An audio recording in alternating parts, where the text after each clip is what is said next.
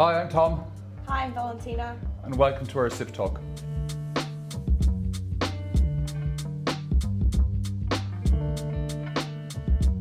So Tom, how can hotels or bars nurture rising stars? At Hilton, we identify talent through a number of ways. Everybody has the ability and the freedom to raise their hand to participate in programs, whether it's cross-training on Coffee Station, cross-training into the sommelier program that we have on Corking Potential, and then right through to bar experience. Once they transition into food and drink, maybe as a bar back, maybe on the floor, I think we can help them identify where their passion is and then nurture them on that journey, right to being guest facing on the bar, or even indeed through to developing and programming menus. So I guess, think about that whole bartender identification, talent development. How would you say Hilton has nurtured you in particular since you started your journey and your career in hospitality? Well, the first time I worked for Hilton, I was 19, and I actually started as a banqueting service waiter. I had the 3 promotions in 4 years, all the way to a banqueting manager, but I've always had the passion for bars.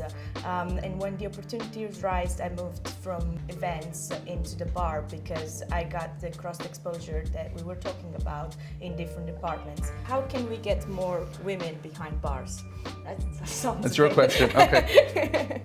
We're very passionate about female leaders in hospitality across all departments, and that's something that we equally triumph and amplify when it comes to the bar scene. And I think Valentina is an example of that.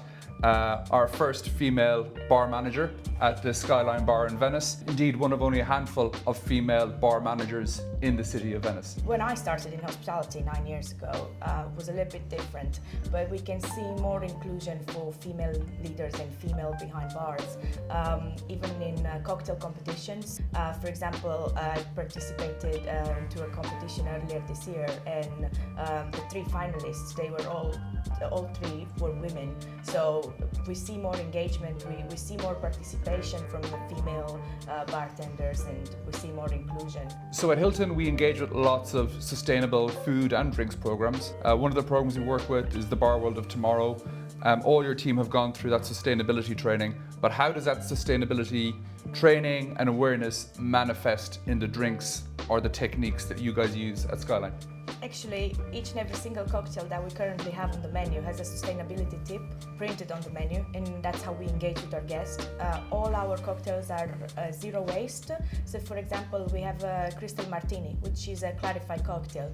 The cream left over from the clarification goes back into being the garnish, and we create a mini creme brulee that is served with your cocktail. We don't like waste, and we take it a step further. Every flat champagne or prosecco that we have gets transformed into our own house vermouth. So Valentina, what's an aperitivo or other ritual that you do on your days off in Venice? I make sure that I have an aperitivo with my team. So back to your days off. If you're not in uniform, if you're not in the Skyline, how would you identify another bartender out in the open? You'd be surprised, but a lot of us have tattoos. It's not necessarily a sign, but I think we had this conversation in the past, like in the summer, for example, I have a martini tattoo on my arm. So when I walk into a bar, they spot me right through, like they know she's a bartender. That's a wrap. Woo. Thank you guys. Thank you. Thanks, that was great.